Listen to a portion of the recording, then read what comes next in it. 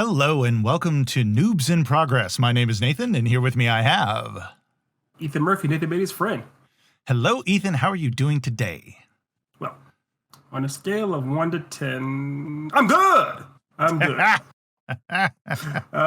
Nathan good. Beatty Awesome. Jr. Nathan Beatty Jr. III, my dear sweet friend. How are you? I'm here. I am here. I'm happy to be here. But Sure. that's how I'm. we probably should start a habit where you say how you are first and then end with how I am, so it doesn't go from yays to I've noticed how we often say that we're the yin and the yang kind of thing, So you always come in going I'm good, and I'm coming in oh Jesus Christ, life is shit. Anyway, but it's not. I guess you're looking forward to the day when I come in I hate life, I hate everything. That means you'll be happy. You'll be actually on cloud 9. No, because then that means that's a bad day. That means shit has gone awry. if I'm low, that means you're really, really low for it to stay down. Yeah, exactly. Oh, good God. Yes. Speaking of low, speaking of low, oh God. I really don't want this show to turn into us just bashing shit movies. I know. But maybe we just need to start picking better movies. Is it? Well, given what's coming up next, I hope that won't be the case. Yeah, but, I hope so too. Yeah. Do you want to tell everyone it's down below us here? Right. You can see. But Ethan, would you like to tell everyone what we have seen? So the short answer is no. But for the sake of the next hour in the podcast, of course, we saw the movie. We saw Rennie Harlin's pick.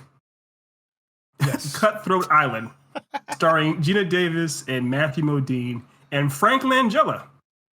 Yes, also in there too. Frank Langella himself. That surprised me. I kind of have a thing that I do now where I try not to look at any, if it's a movie that I've seen, obviously I've seen it, but if it's a movie I haven't seen, I try not to research it at all until I'm either watching the movie or after the movie's over is when I do any kind of research on it. And so when I saw he was in there, I was like, whoa. He's in there. I would say he definitely, I've never seen Frank Langella have as much fun. And remember, he was Skeletor in the original He-Man, Masters of the Universe movie. And he's been Nixon. He played Nixon with a distinct Nixon kind of accent and stuff. Yeah. So we've seen him have fun. Yes. I don't know if I've ever seen him have as much fun as being a pirate beating up his niece, that is Gina Davis. Oh, yeah. Oh, God. Yeah. I've seen actors have fun in movies, and I've seen actors who are just getting a paycheck. I've never seen an actor who was just getting a paycheck but having a blast while he was doing it. Right. It's a weird. Yeah, he did it. He walked that line bizarrely well. Yeah. There's never a time when you're like, oh, Frank Langella doesn't know he's being paid for it. You're like, yeah, he knows he's getting paid for this, but also he's chewing the scenery with both molars and his canine teeth and having, what a weird thing. It was weird. What was weird about it was you could tell that he didn't care that he was bad. Because usually when you have an actor who is just having fun, either they're really good because they're having fun and they're just or they're bad and they don't care. They're like, right. Where here, here it just seemed like I don't know what he was, but he was bad, but he was having fun. So at least he was having fun. It was entertaining. He was by far one of the most entertaining parts. There's a part in the movie. Yes. We'll get into more details as we get into this. Frank Langella diatribe, but there was a part where he was again torturing his niece with an eel, a live eel, and just watching that I guess you can call it a prop in his hand as he's going near her face, and the way he's looking, it's like, this is I don't know if I should be erect, scared, both. It's like Jim Henson of The Damned. It was just like, what the hell? It was like this eel creature that like was like, and it made that noise. It was like, it closed one eye. It kept closing one eye over and over again. It said, and every now and then they cut. You see the puppeteer behind the eel, like trying to stay at a camera. No, the puppeteer down there, like, it was him. That's what it was. It wasn't the eel at all. It was Jim Henson's brother, Billy. Yeah. Oh God, it was like me on a bender. It was just like, it was you watching this movie. It was you watching CutThroat Island. Oh God, like I don't know about you, but when we first, okay, so real quick, the general gist of the story for anyone who blessedly didn't watch it, yeah, anyone who cares, it's about Gina Davis, who is a pirate, and she is her father dies. It's the classic thing. The father figure, her father dies and passes on the mission to her. She and tell him how he passes the mission on to her. Tell him. Oh Christ! So, being that it's a pirate film, okay, it's a treasure, and there is a treasure map. Okay, pun intended. And I did consider of doing what I did with the Paul Giamatti, but I decided against it. So there's a scene at the very beginning of the movie where the gist is there are three brothers. It is Gina Davis's dad, Frank Langella, and random guy who looks kind of like Gina Davis's dad. And that was the other thing. Frank Langella looked nothing like the two other guys. Like nothing like them. Either he was adopted or both of them were. Yeah. Exactly. But it was the three of them, and their father had a treasure that he hid, and the father gave each son a portion of the map. And then essentially, I guess we are to assume that then the brothers spent the rest of their lives fighting over, giving each other the map and whatever. Well, right. And Frank Langella has captured Gina Davis's dad and is threatening to kill him. And he says, "Where's the map?" His own brother. His own brother. Yeah. So this is the establishing that Frank Langella is a like hard ass. And he asks him where it is, and Gina Davis's dad, who he forever shall be known, points to his head, and we as an audience think, oh, he memorized it. Yeah. Well, then shenanigans ensue. He ends up in a cave. With Gina Davis with a bullet hole, he's dying.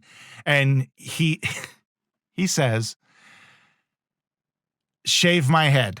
That's what he says. He says, "Shave my head." Shave my head. And it's like, wait, what? Yeah. And then in the very next scene, when the crew of the pirate ship of this pirate ship who retrieve Gina Davis, and she pulls out from her crotch, mind you, she pulls out the scalp of her father. And casually, she is unfazed by her recently deceased father's scalp in her hand. Now, still bloody and tender. Still bloody. Yes. Yeah. And they even make a joke later when she hands it to Matthew Modine, and he's like, "What is this, pigskin?" And it's like,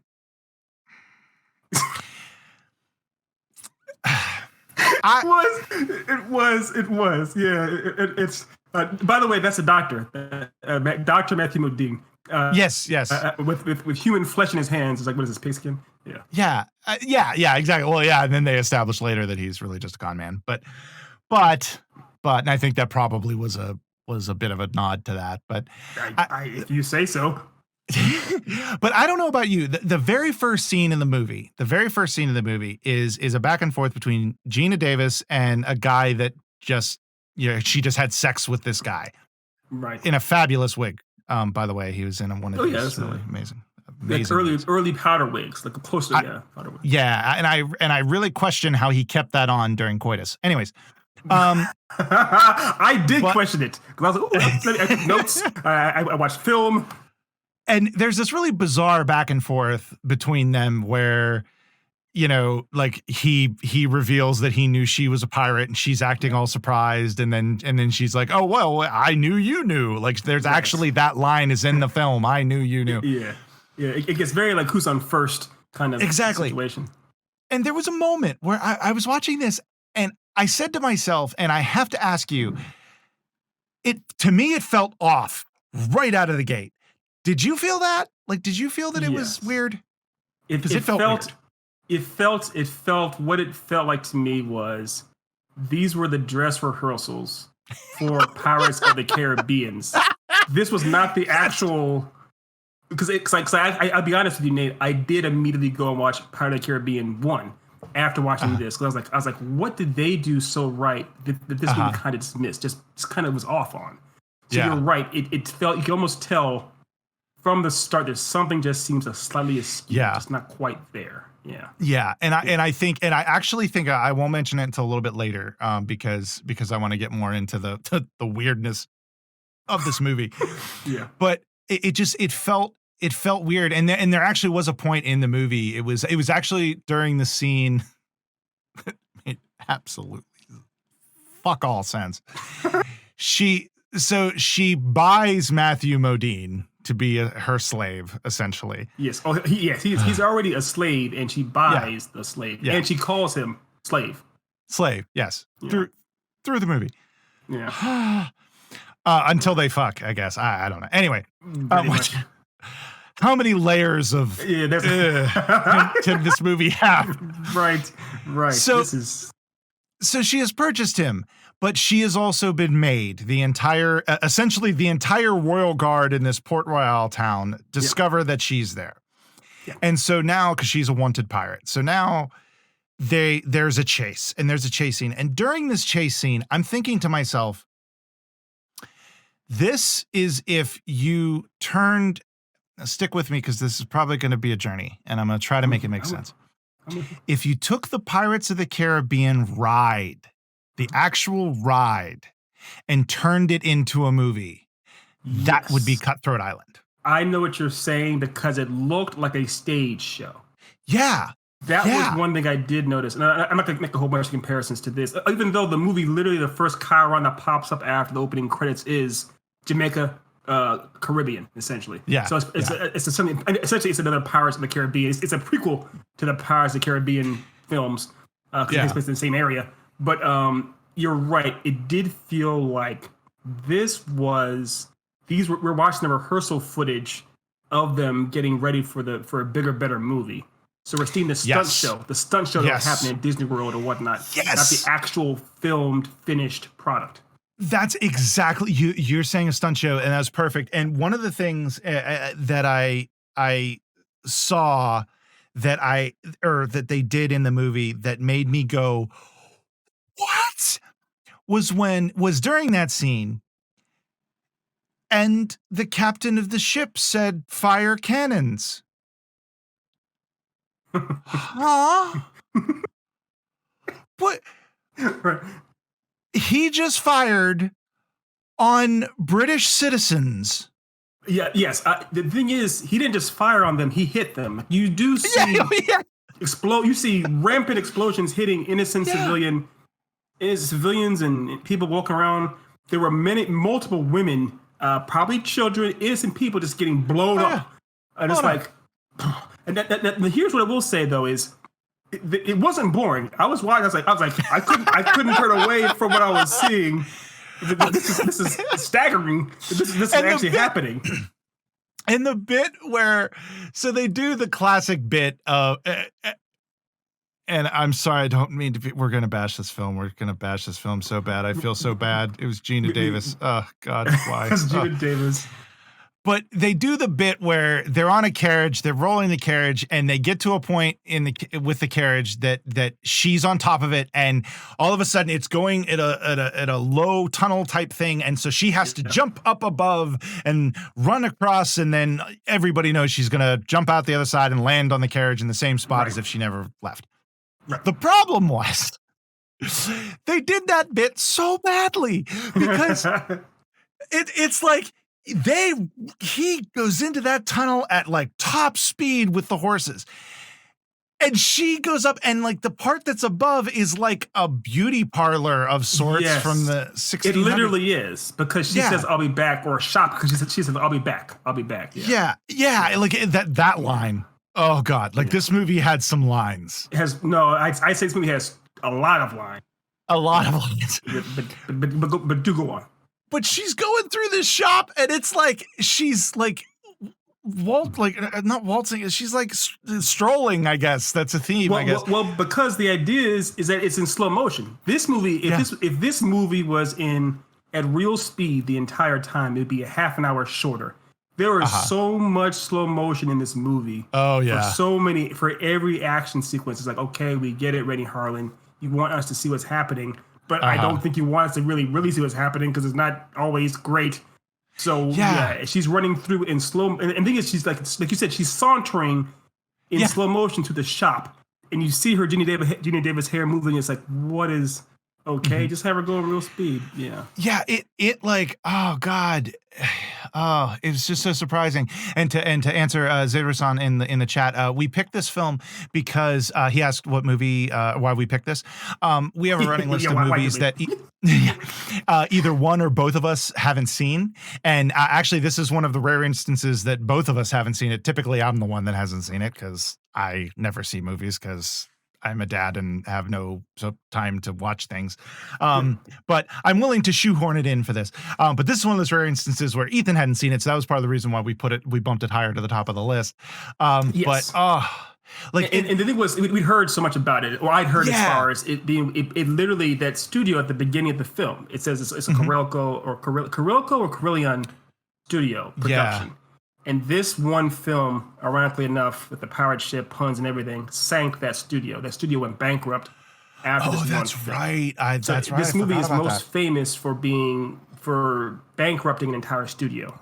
That's what it's famous for.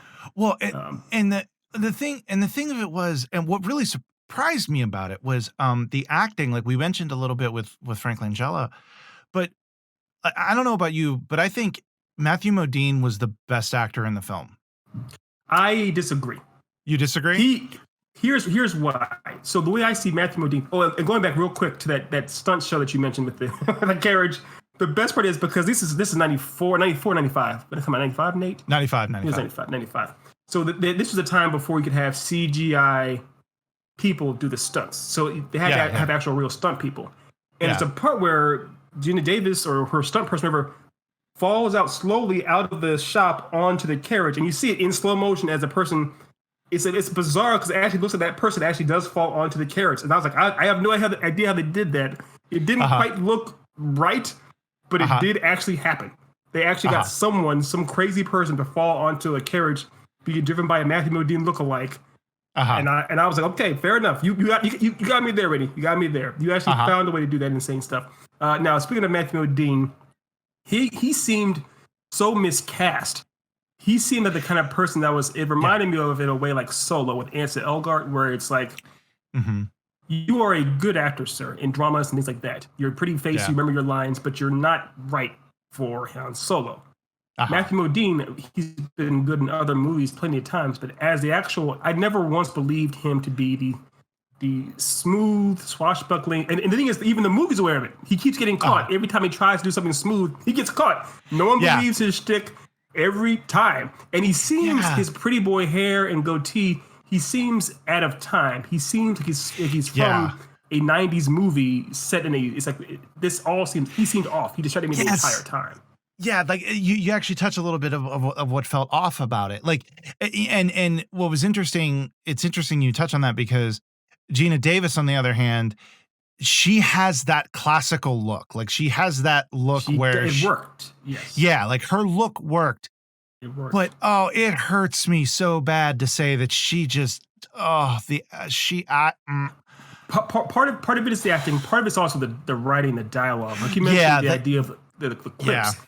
There are way too many quips at the worst possible times. There was a time, and they were all over the place here, and we apologize for everything because this movie's Oh terrible. yeah. But there's a part where she gets in that scene we mentioned earlier, where her uncle Frank Langella, with his buzz cut, is holding the eel next to her face, and she breaks free and escapes, and then someone shoots her like dead in the stomach, like in the gut.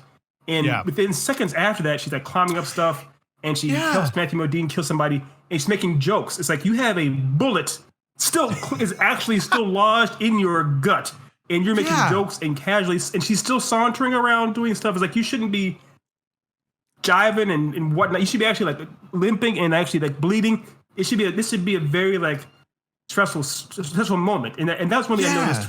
Again, comparing it to not just Pirates of the Caribbean, but other movies like Big Trouble in Little China or buddy cop movies. Typically, what happens, even like Rush Hour, for example, in Rush Hour, Chris Tucker is the loudmouth funny guy. But Jackie Chan, when he's in his action scenes, he's always serious. He's never making jokes. He's always dead serious. He always seems frantic. Chris Tucker, because that's his personality, can pop off wise with jokes.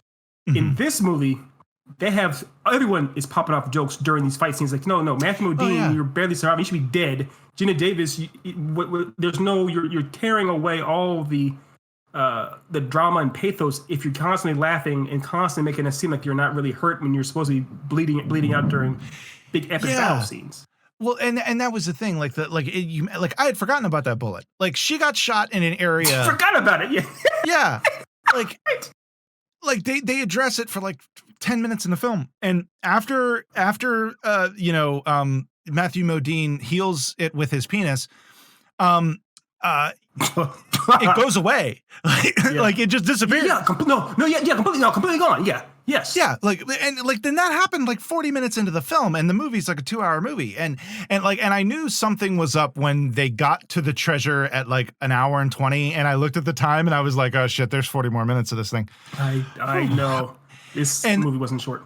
Yeah, and like oh god, it's just there was just so much going on with it, and they were and you actually touch on, and this is where I think this movie failed, where other movies Zero-san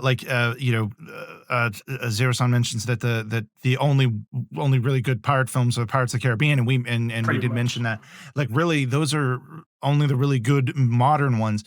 I think the problem this movie had was it couldn't decide what it wanted to be.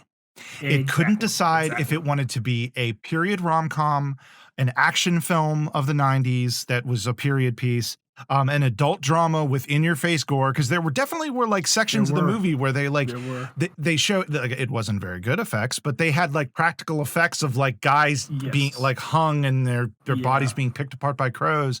Like, and they actually looked more gruesome than typical. They weren't just skeletons. They actually were like decaying bodies. They were fresher still. Yeah. There were a lot of parts that were very like, oh, they're trying to like set you off kilter. But then there are parts of the movie that are like, this should be like in a Disney family film. Like it just, there was no consistency of tone from scene to scene. No. And I think one thing I did notice as well was because, I didn't keep on going to the Pirates movies, but it's going to happen.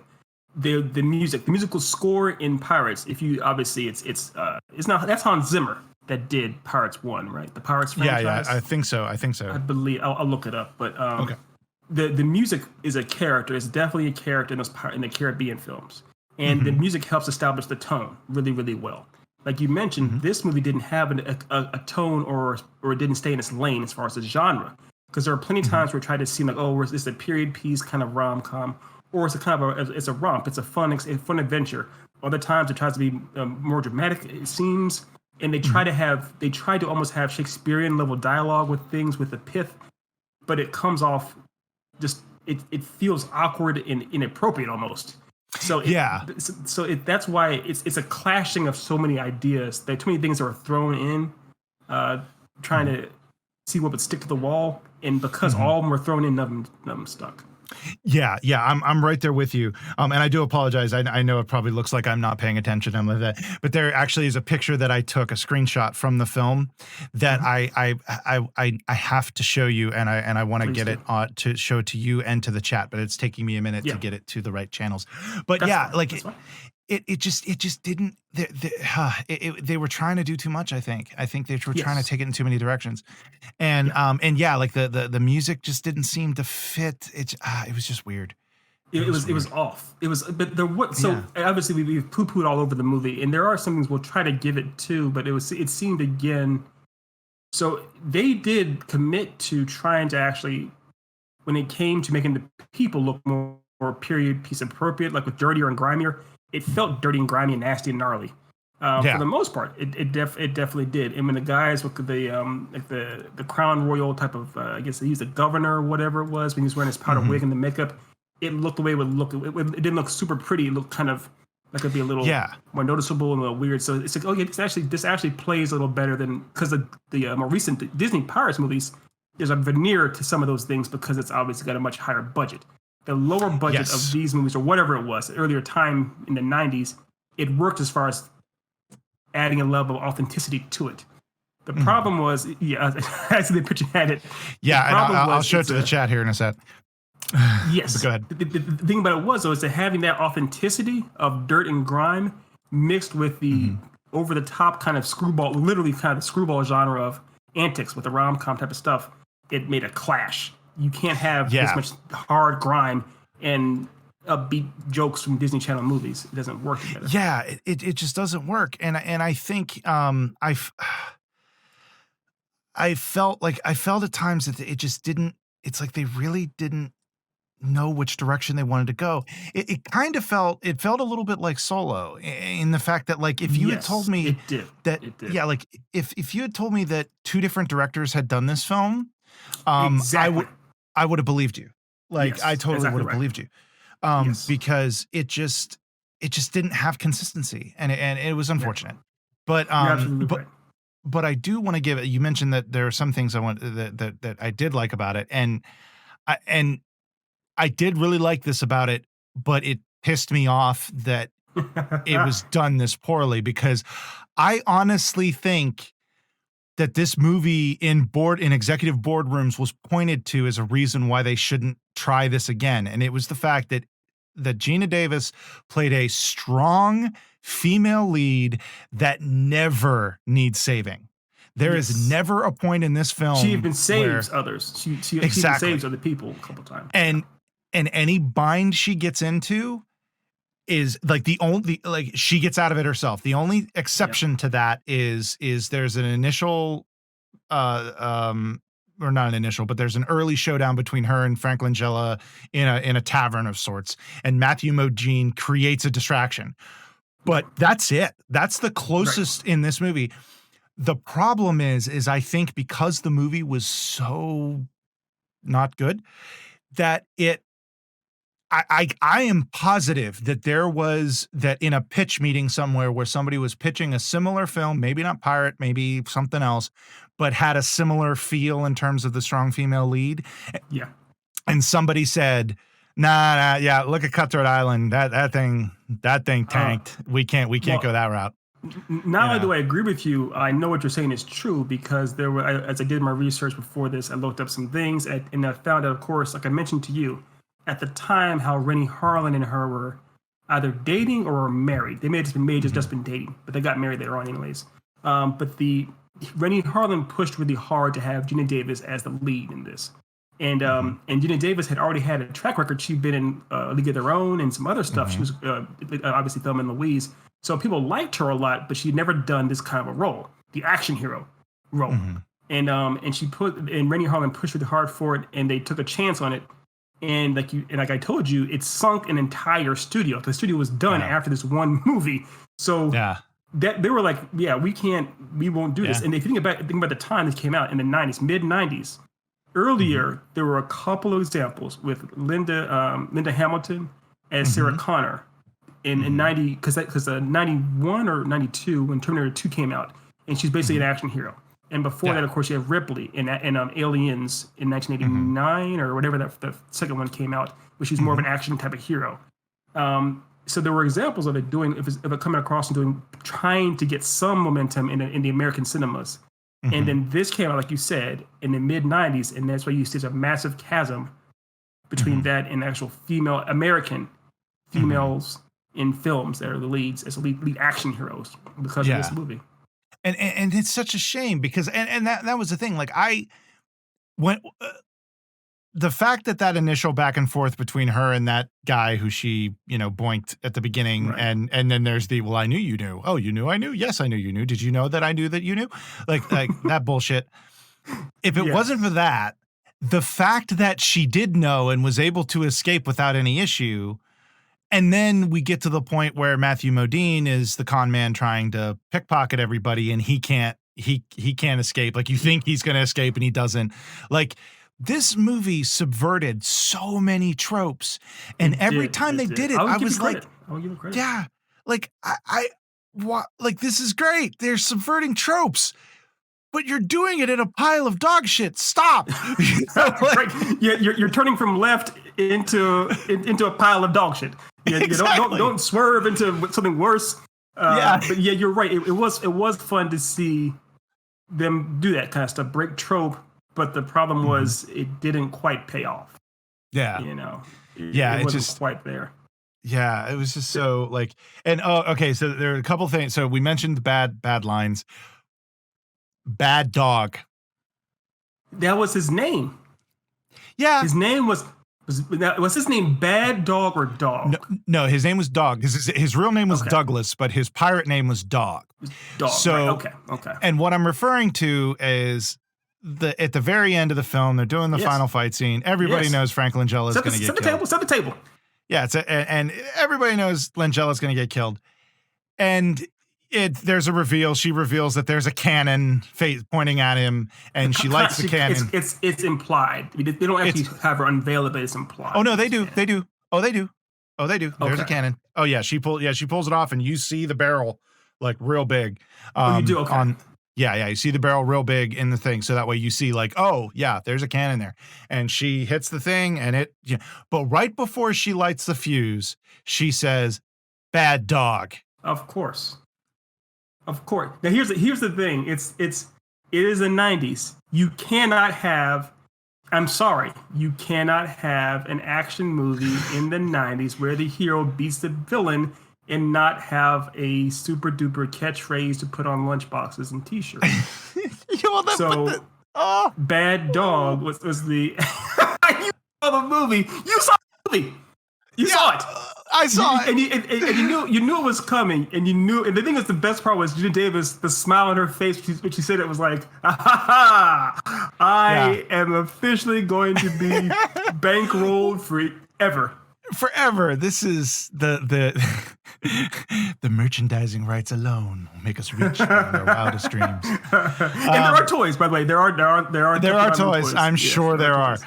Well, There are but toys. the thing is that, and I think this is an example of, like, number one, they didn't know what they wanted to be. They were trying Right. to be a more serious movie in some ways, but then they did stuff like this and tried to do the action movie quips. But another piece is, I think this is one of those times where, like, I'll use the example of "I'll be back." Please do. "I'll be back" is an action film catchphrase. "I'll be back." Everybody knows it. It is everywhere, and it's almost put into everything Arnold Schwarzenegger does. Okay, Yes, it was a meme within a meme. it was a Yeah. meme within a meme. Like, it was a meme before memes existed. Yes. But it was an accident. They didn't Yes. mean to have it. Well, It was it wasn't set up to be a catchphrase. It was no. organic within the scene. Yeah. And it wasn't even a gag within that. Like, it was kind of a gag in the sense that, like, he comes back in with the car, but Right. it's not like, it wasn't like an overt wink wink, quip in and of itself. Yeah. it became that because of the popularity. Like it organically grew into what it is. And Right. this Bad Dog reminded me of people who try to purposely go viral on the internet. Yes, You know, that's what it. I wouldn't be surprised if on some level they actually named it Dog, so they could have that line at the end of the movie. Yeah, like it was unbelievable. And then also the fact that that's not how a cannon works. No. Because in the movie, the cannonball hits him and he flies through like 17, he flies through like 17 walls. Like this ship must be massive. I'm not sure. And Yeah, that's nothing. How's this ship have that many more walls? But yeah. Exactly. He's in the middle of the ship, but yet he goes through twice the length of the ship. Anyway, and he goes flying out the back. And so a cannonball hits him and sends him through. A hot piece of lead flying at that speed would just go through him. At best, it would go through him, and some shards of his body would be left on the ground. Exactly. Most likely, he'd just be exploded. There'd be nothing left. There'd be nothing there. Yeah. Or there'd be like two of them, or like, and I'll give them one wall. Like maybe parts of his body would go through one wall. Sure. And see, this is an example of where I think they were trying to not get an R rating. I don't even know what rating they had, but I don't know. I'm gonna look it up. Look it up. I don't think it was R. There were the language. There were no F-bombs, that kind of stuff. So I don't think it was a. I seriously think, I think they were trying to toe that line. I think they were trying to stay like PG-13. Because I know a lot of movies try to do that because they know R immediately limits your audience and your potential brand recognition and whatnot. Yeah. But the problem was that they were trying to get too close, and then they do that ridiculous gag of blowing him through the back of the ship, which was just like, okay. Yeah, and it did seem kind of like it seemed. And again, we know we're poo-pooing all of this movie, and we also know that there are people who sorry, enjoy Gina Davis. I love you and your cleavage. Yeah, we love Gina Davis. I have no beef with Matthew Modine. He's actually great in Full Metal Jacket. Yeah, and Frank Langella. I love Frank Langella. I even like him in the movie with the box, where it's a dumb movie. It makes no sense. I even like him in that. But there are people that like this movie, and there are some fun elements of this movie. Yeah. The problem is just that it's kind of a mishmash. So they have, like you mentioned earlier, they have recent corpses hanging, being gnawed on by crows. And then they have this gag at the end with the cannonball where you see him like screaming, like some out of Ghostbusters. It's like the violence is sometimes kind of fun and hokey and cheesy. And then sometimes it's like, oh my gosh, it's horrible and horrifically graphic. So it's trying to find a tone with even within the action or the violence.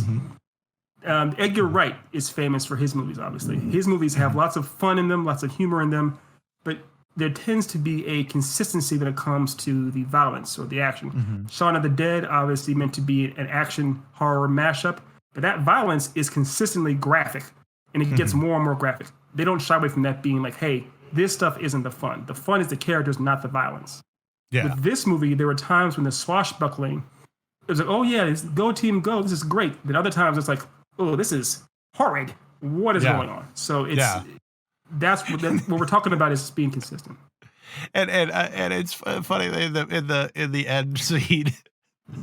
I couldn't help but laugh. They didn't play this gag, but I couldn't help but think it, because in the end, in the big climactic battle, it's the two ships and they're essentially connected together, and they're all trying to take down each other's ship and everything, and boarding each other, and there's multiple times where a main character, the protagonist, antagonist, the Matthew Modine-ist, swing from one ship to another to do a thing.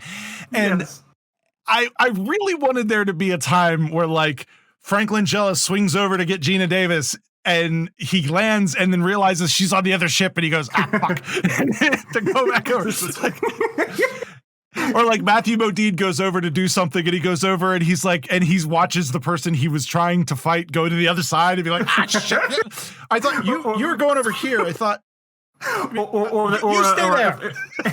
Or if they have like Rex Lynn. Rex Lynn was in this movie. Rex Lynn is the guy that had all the dots, the painted tattoo dots on his face. He was my favorite. I loved him. He actually probably my favorite too, because he seemed like he was actually playing it cool. He actually wasn't trying to go over the top. He knew what his character was. He's more of a character actor in the film. He did a great job. But there was a part where if you saw him swinging over the rope, and he's like, "Oh, my keys!" And so he actually back to get. Forgot my keys. I forgot my keys. But my favorite part of the movie, by far, and I'll just be honest with you, is when the one black character tries to speak with a Jamaican accent. And I'm saying try. I'm being very generous with tries. Morgan, I was hoping to find you sober. I was hoping to be passed out by now, Mr. Glasspool. Important things go on overhead. Morgan, you should be there. You heard it. Nate. Oh God! And I can see your face like woof. There's only a few things under the sun worse than Paul Giamatti's Russian accent, and that was one of them. Oh God, yeah, like he dropped out with that Jamaican, and I was like, oh God, this takes me back to my high school production of Treasure Island, man. Woo-hoo. Oh yes. God. Yes. Oh it was, God, and that guy's a good actor. I've seen him other stuff before. Yeah. But that. I don't know. Yeah, except for his speaking voice, I liked him too. I thought he was a fun character when he wasn't speaking. Yeah, because also again, no one else in the movie has an accent. No one else. Yeah. And it's not even like some people have British accents. No one else has any kind of an accent. They just talk. You can tell Rennie Harlin said, "Talk American." He said, "Except for you, black guy, talk Jamaican." He's like, "Rennie, that wasn't the contract. I'm telling you, you don't want that to happen in this film." Yeah, are you sure? Are you sure?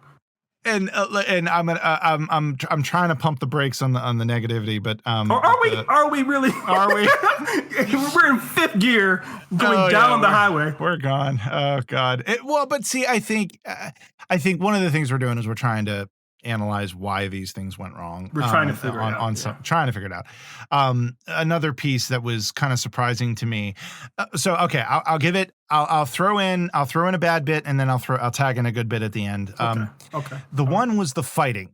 The fighting. It was obvious that they were going for like Errol Flynn swashbuckling type fighting. Very much.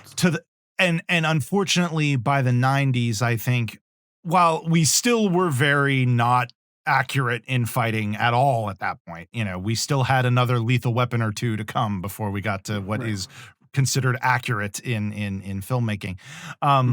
But I think we had gotten savvy enough to know that, pirates didn't sword fight like, which is the way they were fighting. Yeah. Very choreographed. Very like, here I come. Because there was that part, I'm sure you remember, there's a part where Frank Langella blocks a person's attack. He puts his sword up like this and holds it there for a full 5 seconds, and then the guy comes over and hits it on top of it. It's like you choreographed this morning. You could have taken some more time.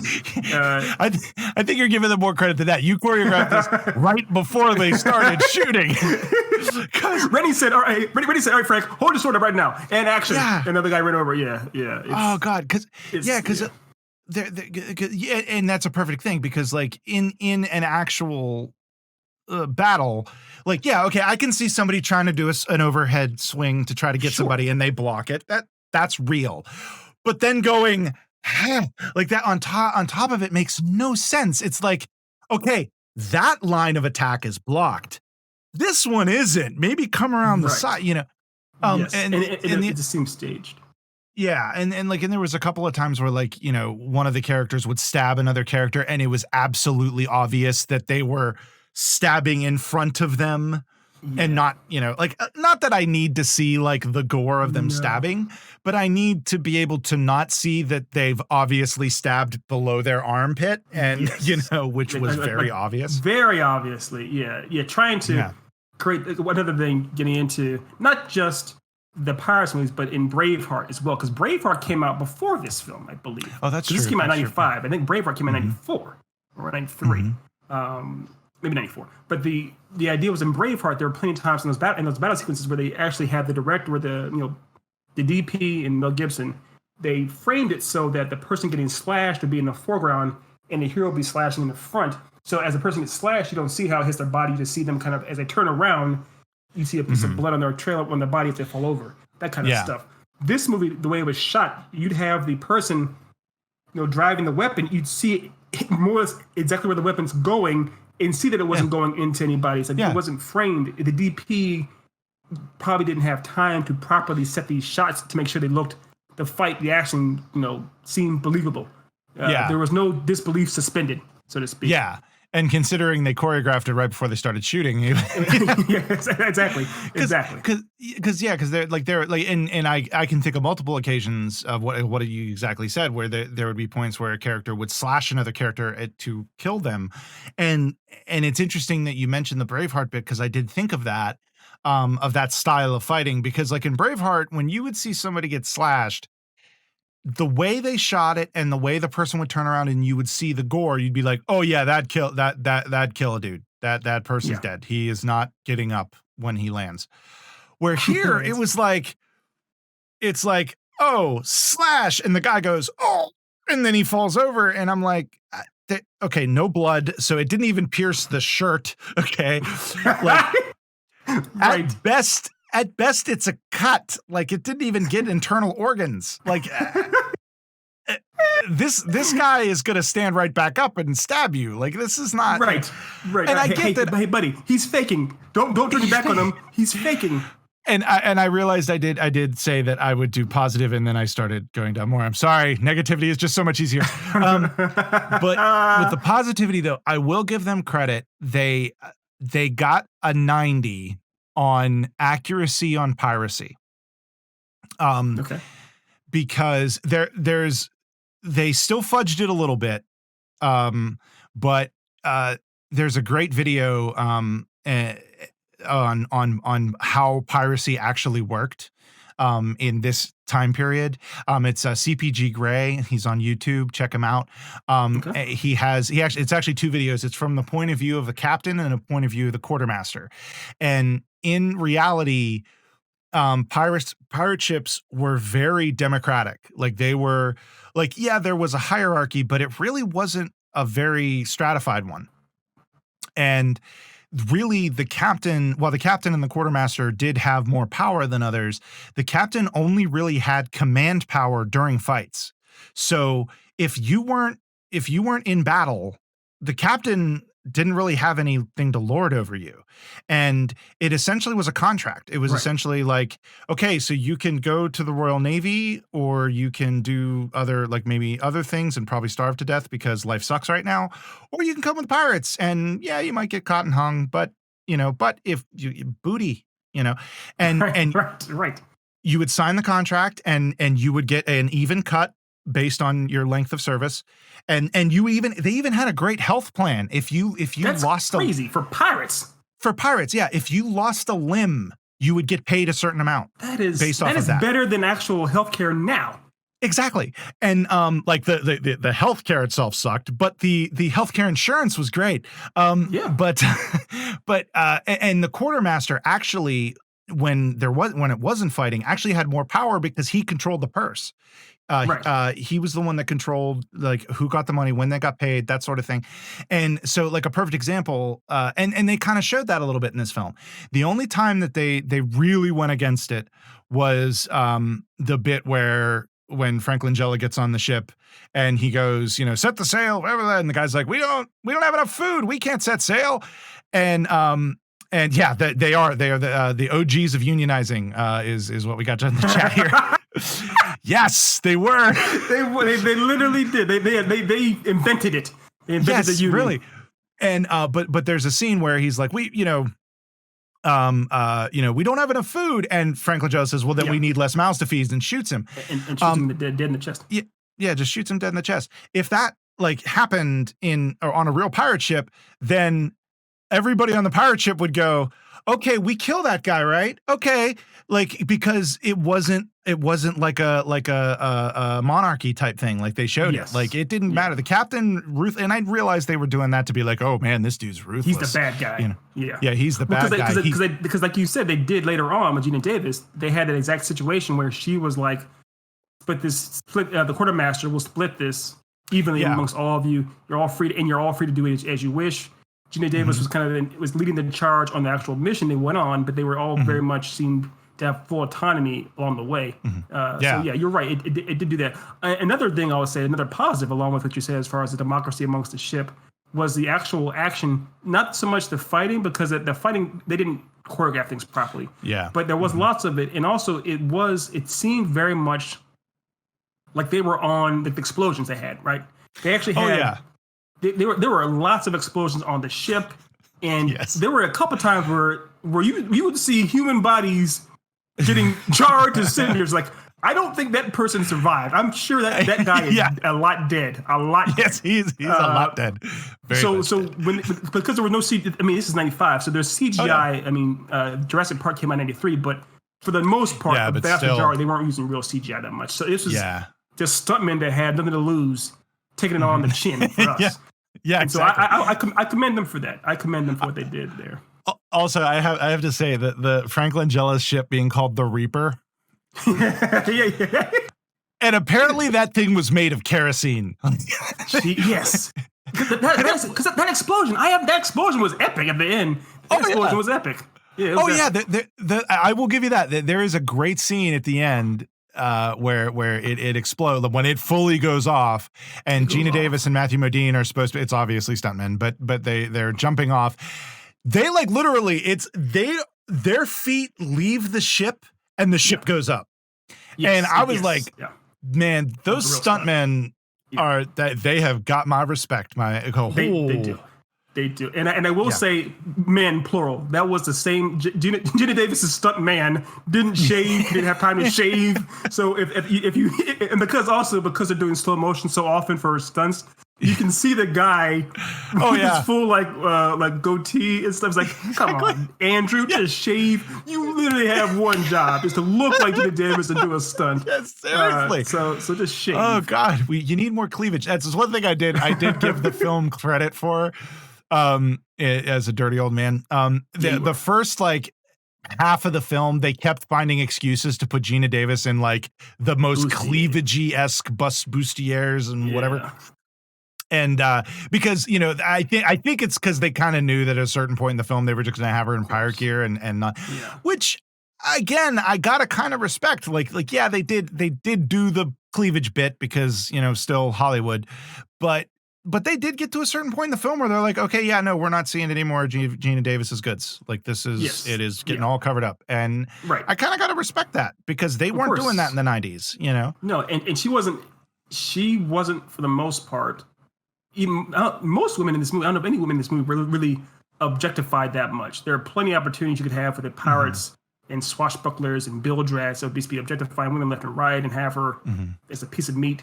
But she was pretty much always in control of every scene she was in. She was pretty much, even the scene where she was getting sexually harassed like crazy and felt all up and everything, she was posing as a whore. And it was part of the whole, in the context of the scene, she was doing it for some kind of reason. So it's, especially in the 90s, that was revolutionary.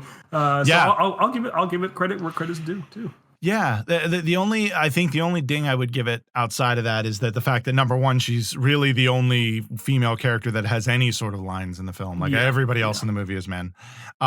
There are other small women characters here and there, but they're essentially not, And the only like real objectification thing, which I would kind of ding it for, is the bits where they're like the woman at the beginning that Matthew Modine still like they're obviously like oh yeah, look at that ugly wench, it was kind of one of those. They literally say something along the like homely. They say homely. Which it was like, and then there was some problematic stuff, but not nearly as problematic as the stuff that immediately follow with having Matthew Modine as a slave. There was. It's like woo. All right. There's some choices. There are some choices.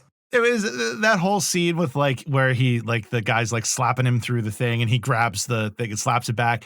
And it's like, I wanted to say, wow, this is like, I'm watching 90s, what the 90s says like white privilege right here.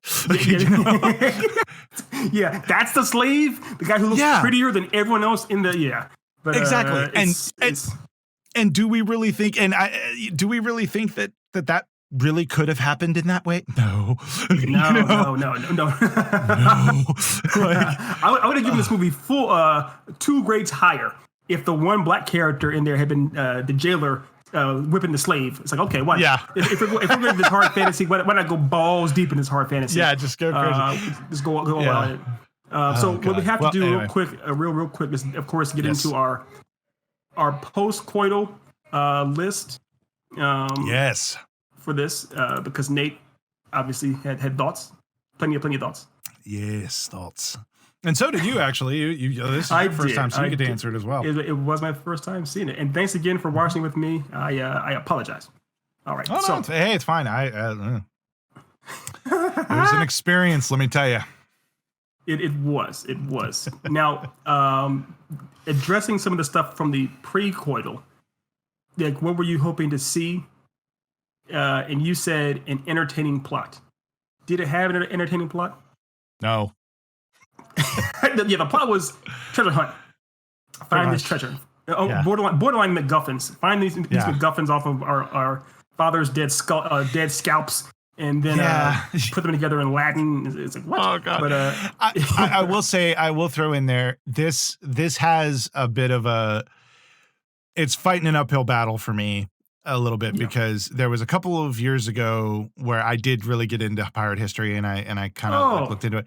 And one of the things that I learned almost immediately, which was basically pirates in fiction are ridiculous, because the whole idea of burying treasure is stupid.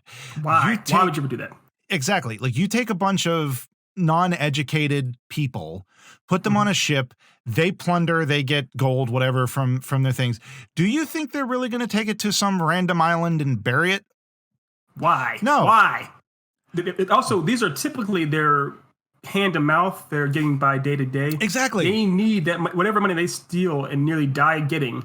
They 100% are going to use. They need it. They're going to use, and anything they have left over, booze and whores. That's booze and whores. Yes, that money is buried in braziers. That is where all those monies are. in bustiers.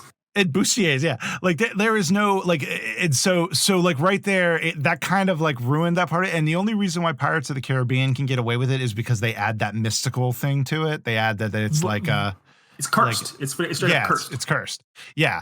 And whereas with this, they were just trying to go straight with that idea of, all right, my grandfather found a whole shit ton of treasure and didn't spend it because he's frugal.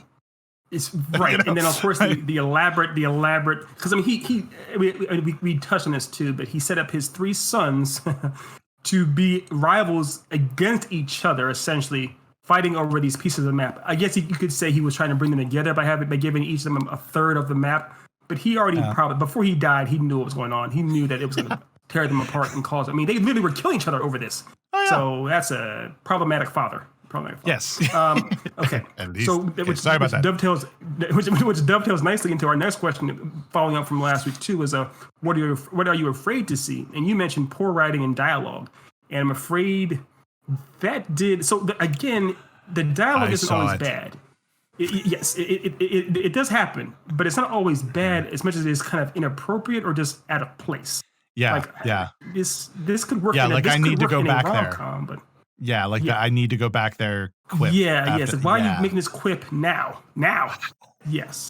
Okay. So moving on to the post-coital. Did it live up to your expectations, or did it fall short? My expectations were really damn low, and it still fell short. Like it still it was the fact, like, I thought at the very least I was just gonna get like a pirate movie that just was not that interesting, but at least okay fight scenes. I didn't even get that. Like, it was just but you know. No, I hear you. For me, it made my expectations, because I knew that this movie was supposedly one of the worst movies of all time, and it bankrupted an entire studio, and so forth and so on. So I was expecting a train wreck, and I was still able to be entertained enough. I was impressed with some of the special effects, with the explosions I told you about. Sometimes the way the characters, the way they looked, was decent enough. So it wasn't a good movie, but I was like, okay, I've seen much worse. You and I have for this show, I would say, seen worse. Yeah. So if you put a gun to my head and said Amazing Spider-Man 2 or CutThroat Island, I'm gonna be like, CutThroat Island, please. Yeah, please. hit play. For one, yeah, right here, this table. Gina Davis, Boosty Ace. So, I'm right there with you. Okay, so did you see what you were Did you see what you were hoping to see? What was I hoping to see? I can't remember what I said last week. Well, I mean, I think because that wasn't a question from the previous prequel. I would say it was more or less just Gina Davis. It was basically you were. Yes, I got to see. I got. I'll put that. I got to see Gina Davis, and I'm not in like the creepy like way. Like I think in the like the eel sound. Yeah, the Henson brother. Yes, the Henson from hell. But like I got to say it was unfortunate that a lot of her acting and a lot of the dialogue she had to deliver was but it was still nice to see her because to see her in her prime too, which was nice. So yes, of course. Yes. What were you afraid you were going to see? I was afraid that I was going to see a plot that made zero sense, that made like zilch sense. But it made like I got actually almost the polar opposite, which was a plot that was extremely linear and, they had to tag on other little things to try to spice it up and balloon the movie out to 2 hours. Sure. So. Yeah, it made complete sense. There was never a moment where I was confused what was going on. I said, I got no, you. Yeah. No. Yeah. There's no confusion. Well, do you wish you had seen it sooner? No. Simple. Cut to the quick. Nope. And then, of course, now I'll ask it because it's on a questionnaire, but I know the answer. Do you like this movie? No. No. It's definitely not. I'm not. But again, and I've said this before with other things, and I'm sorry I interrupted you, and I'll let you speak in a moment. I apologize. No. But I'm not upset that I've lost my time. Like I'm not. I don't want that time back. Like I agree. It was. Yes, I'm right there with you. It was engaging and entertaining enough, and we can also say, hey, we've seen CutThroat Island. We've seen it. We know. Exactly. We're not just if people say, "Oh my gosh, it was one of the worst movies of all time," and it did this stuff. You and I can say, "Well, we actually know what the movie's like. We actually know the content. We can confirm. We can confirm." And I would say this much: I think what made this movie. I think the critics may have overreacted. I think what sunk this movie, no pun intended. Well, pun intended, I guess. Pun intended. What sunk this movie was the budget. It probably just based off of the '90s and based off of how. Because they had a lot of action and it had actual pirate ships that were using these things and doing stuff. You can see that it's probably cost a lot of money, and I'm guessing that's why it had to make so much money back. And it didn't seem like it was one of those ones that it would have brought all kinds of people to the theaters to see it. Yeah. So I think why it bankrupted the theater was just because of the studio was because it just cost so much, not because it was so bad. Yeah. And one thing and this is something I should have mentioned before, this is definitely a good positive for it, was I can't speak for the historical accuracy, but the ships, the guns, the costuming, the sets were good. They were all legit. Like there was never a point in the film where I was like, okay, that's not period or that's not whatever. Right. Now I can't speak for accuracy. Like they may have been like somebody may have been in a 1500s Parisian dress and they then really should have been in whatever. Were. Yeah. But or like the wigs or whatever. They wouldn't have used that shade of powder in 1672. Or whatever the hell it was. Right. But I can't speak for that. But what I can say is that it looked good. Like the ships, like oh god, those were gorgeous. They looked great. The ships looked amazing. Like I love that old, like those old style, pirate, royal, whatever, like HMS warships. Pinafore stuff. Yeah. Yes. I thought it was also really the biggest thing we compare it to ultimately, as opposed to the Errol Flynn generation, we compare it to the Pirates of the Caribbean generation with those movies from Disney. And what you got to remember is those have Disney budgets behind them. Yeah. Disney budget, that's limitless funds. You can do all kinds of stuff. This Carolco studio was much, much smaller. Yeah. So I'll give it credit for that. So yeah. Yeah. So Definitely. so ultimately, I think the biggest takeaway is Nate and I saw this movie so that anyone listening or watching us doesn't have to. But and if we you don't. did, we thank you and we appreciate it. And we're sorry. But if you did, we apologize. Okay. All right. So thank you again, everybody, for joining us. And I hope y'all have a wonderful day. Johnny Sins.